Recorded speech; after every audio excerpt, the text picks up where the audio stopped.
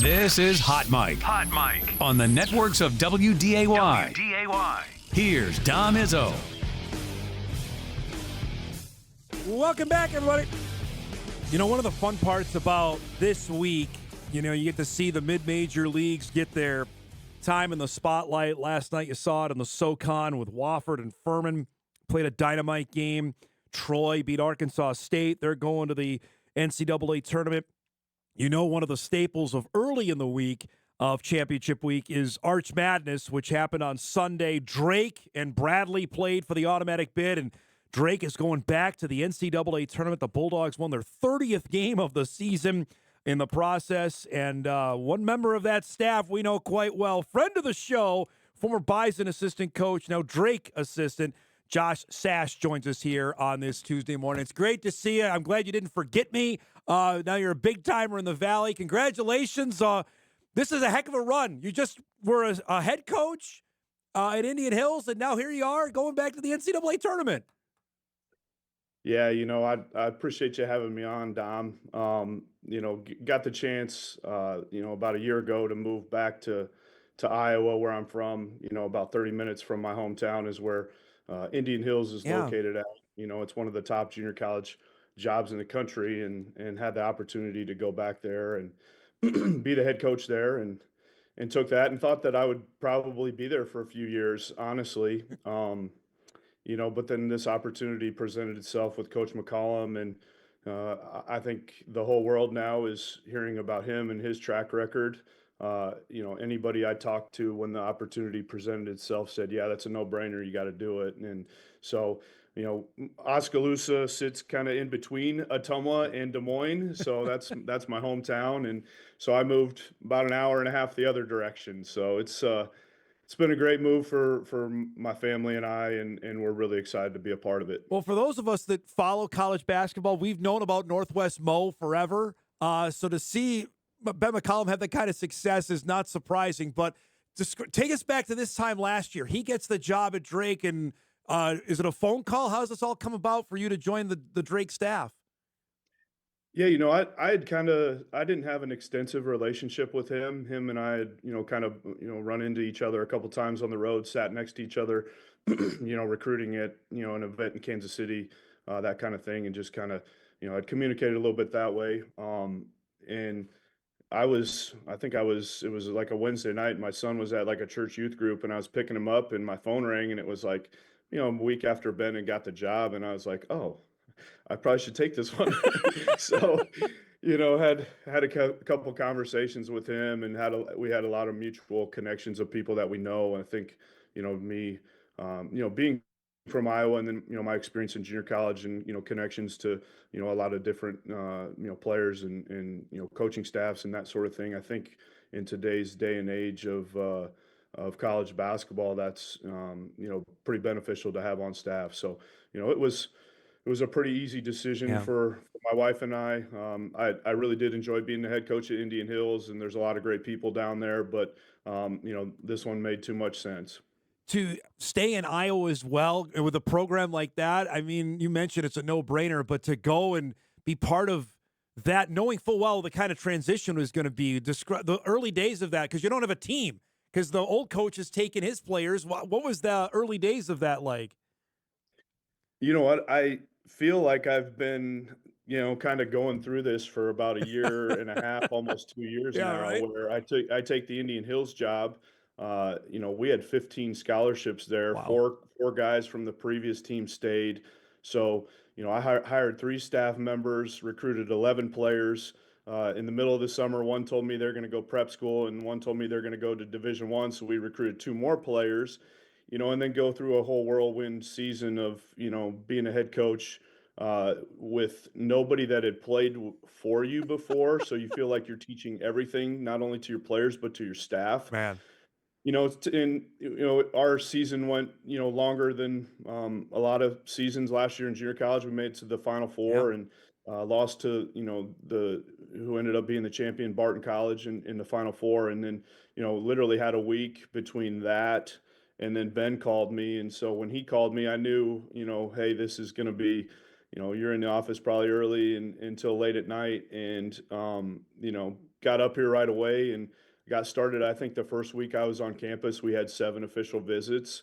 So between that and then, I was given the scheduling, so I putting together the schedule, and then once you get your guys on campus, you start, you know, trying to work through workouts and practices and figure out what you have, and you still have another scholarship or two, and you still need about 4 or 5 more games. And oh yeah, by the way, you got to sell a house that you just bought 10 months ago, and you got to buy a house and move your family. It's a lot, and so it's been a whirlwind, I think, for about the past 2 years. And but I guess I'm probably just used to it at this point. So The that's what you just said. It totally encapsulates what college basketball is over the last 3 years, right? I mean, what's your deal? What you just said is what everybody's talking about these days. yeah, I think people see they get to go. I think a lot of our fans and our boosters got to go this weekend to St. Louis, and we had a great following down there at Arch Madness, and a great showing at the championship game. So it was awesome for them. But I don't know if people outside the common fan really know the things that go on. I mean, we're talking. You're in the office probably 6, 7 in the morning until 9, 10 at night, and then even when you leave, you probably exchange several texts with the staff or phone calls and probably some recruits. You may or may not get to eat lunch. I think the first week I was here, we had a couple of pizzas delivered to the office about every day, and like I said, 7 official visits. We had one guy come back off last year's team that was a scholarship guy, and then we had one walk on that came back. And Man, so, having to replace a whole roster, and I think a lot of people in today's day and age, they're just trying to accumulate talent, the best talent they can get. And once the talent gets there, then they try to figure out and put the pieces together. Um, in my 10 years of junior college experience, I've been a part of like putting teams together. So it's not just about accumulating talent. I think you have to make sure that the pieces fit together. And, one thing I think Coach kind of hit on in his press conferences, at the Arch Madness tournament is, the things that we have on this team are high character guys, and then we have guys that are tough. And those two things, I think, talent wise, we have good talent. Do we have the best talent in our league, or the best talent of, some of the teams that we've played and beat this year? You look at Miami, Vanderbilt, K-State, some of the teams that we beat this year, we probably were not more talented than them. Our payroll is significantly less, but because of the character of the guys that we have, because of, the toughness of the guys we have, we have a lot of guys that are just appreciative of an opportunity. And I don't think you see that all around college basketball right now. It's all about me and what can I get. But we have guys that are really excited to have the opportunity, really excited to be here, and right away, I felt you could just see these guys mesh together pretty quickly, and develop pretty tight knit relationships. And when you have that, and you have guys that want to play, for each other with those other attributes that they have, personally, I think you got a chance to be good in today's day and age. I think, Josh, people are finding you're talking about D2 Drake, about the guys that have come from the D2 level. You mentioned all of your experience at the junior college level.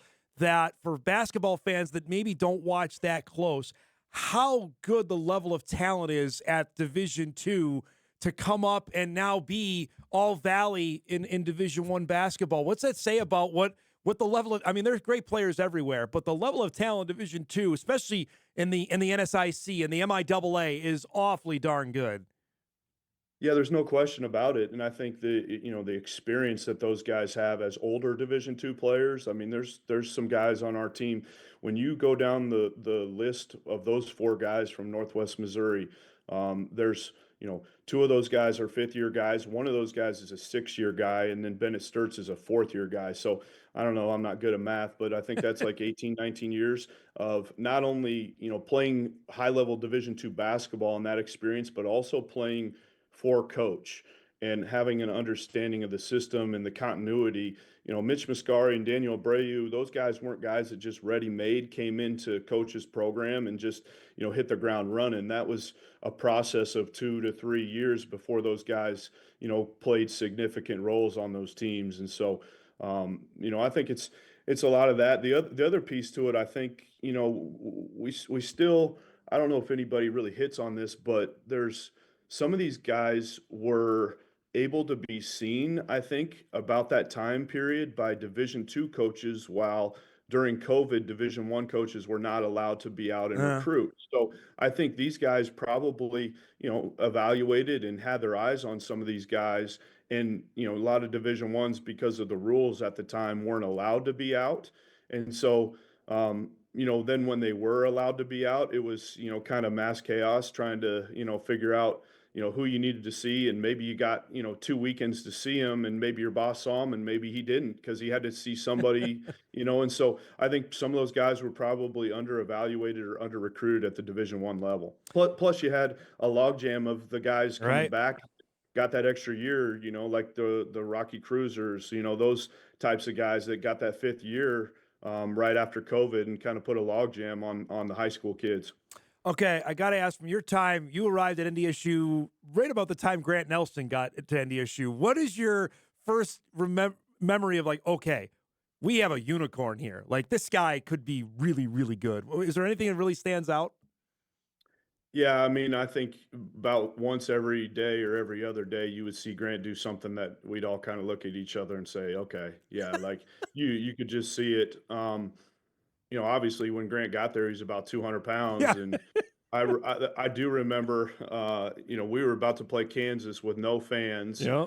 and, earlier in that week, Grant had missed some, uh, he had missed a meal maybe or two, and his weight was down. And I think the captains had to do a little bit of extra conditioning while Grant watched them to ensure that that wouldn't happen again. And we went to play Kansas at Kansas, and I remember seeing Grant at the meal the night before the game, just sitting over there, just like shoveling food in his mouth.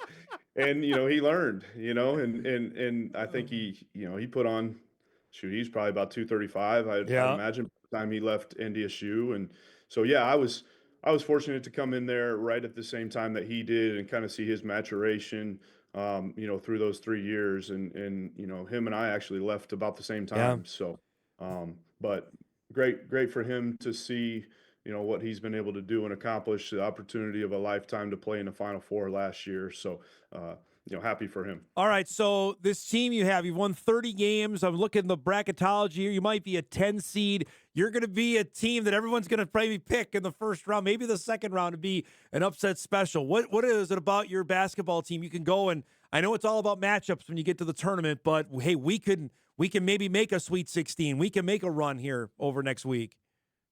Yeah, funny thing is my son texted me earlier this morning. He's 13, so he texted me the updated, bracket, and it had I think it had us playing Louisville and Lexington was the latest one, Yeah. and then second round matchup would be like a 2 seed with Alabama. So we Yeah. might get to see Yeah. It Grant might be again. Grant there. Uh, I don't know that we want that, but it could happen. You know how those things change, so we'll see if that even comes to fruition. But this team, like I said, the experience, there's a lot of championship pedigree.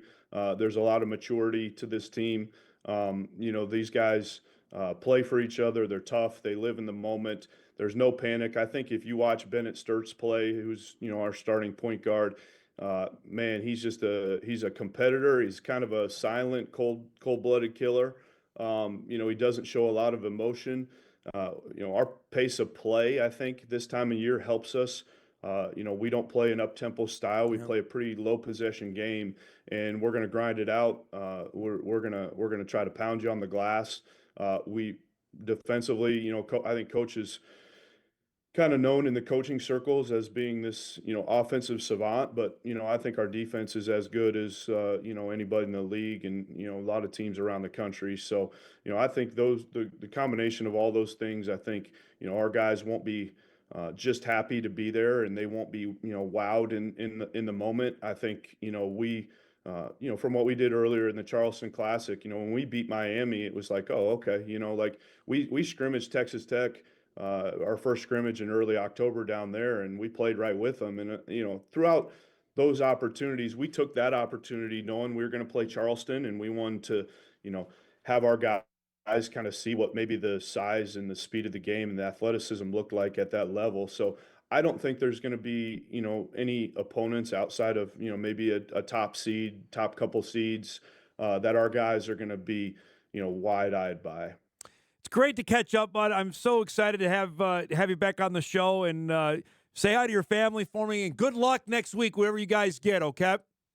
Thank you, Don. Appreciate you having me on. Good to see you, man. Care. All right, there he goes. Josh Sash joining us. Drake, assistant coach. The Bulldogs, of course, won the Missouri Valley Championship on Sunday in St. Louis, and we'll find out on this coming Sunday where they get in the bracket. Boy, if that ends up being, that's what Josh has mentioned in his the latest ESPN bracketology has the Bulldogs seeded 10th. They would play Louisville in Lexington. And then if they win that, they play the winner of Alabama and Wofford. Wofford won the SoCon last night. We'll break. We've got some news on Daniel Jones and a couple other tidbits we want to get to as well as we roll on a busy Tuesday morning hot mic that returns after this.